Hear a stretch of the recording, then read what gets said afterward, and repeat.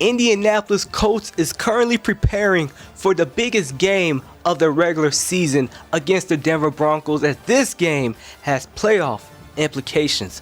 But it's not just the team that's anxiously waiting for this matchup. The fans, the Colts fans, are wanting to see this game so bad. And while they are anxiously waiting, I figure, why don't we look at everything that has happened with the Colts so far in the regular season, starting with week 1 through week 7. This is part 1 of the Colts midseason recap. Anthony Richardson displayed his potential within the first few weeks of the regular season with jaw-dropping plays such as his 60-yard touchdown pass to Alec Pierce and his powerful rushing touchdown against the Houston Texans. Despite the bright spots, AR's accuracy issues were present as well. He also threw some brutal interceptions against the Texans and the Packers.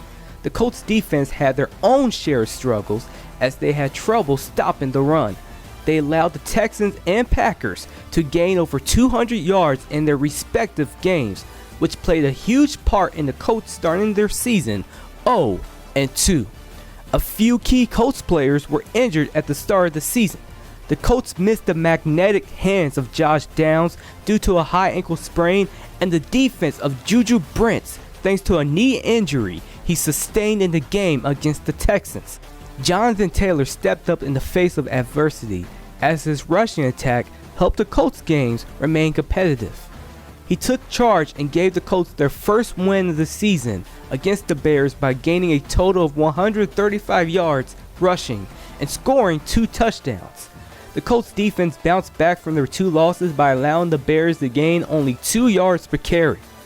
They also forced turnovers as Colts cornerback Jaylon Jones caught his first 2 career interceptions, and Colts defensive end Laiatu Latu had a game-saving strip sack. The Colts defense had a dominant performance. The following week, the Colts suffered a huge blow to their offense by adding Jonathan Taylor and Anthony Richardson to the injury report. 15-year veteran Joe Flacco stepped in for AR in the middle of the game against the Steelers, and he had a solid performance that gave the Colts the win. Flacco was the starting quarterback for the next 2 games against the Jacksonville Jaguars and the Tennessee Titans. The game against the Jaguars was a barn burner as Joe Flacco threw for 359 yards. Alec Pierce rose to the occasion as a deep threat by picking up a total of 134 yards and a 65-yard touchdown. However, the Jaguars carved into the Colts defense with chunk plays that led to Jacksonville scoring and winning the game. The game against the Titans was a nail-biter. We saw Michael Pittman Jr., the man who was on the injured reserve list earlier that week, make an unbelievable catch. Josh Downs, who returned earlier in the season, reminded the NFL about how much of a playmaker he is by catching 6 passes for 66 yards and a touchdown. The Colts will get a much-needed win against their division rival.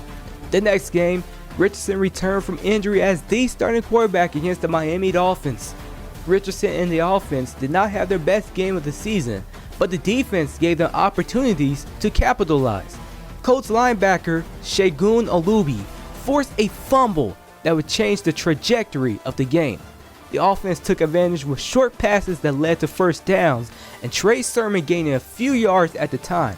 The Colts got into field goal range, and Matt Gay gave the team the lead with a chip shot field goal. The Colts won and improved their record to 4-3.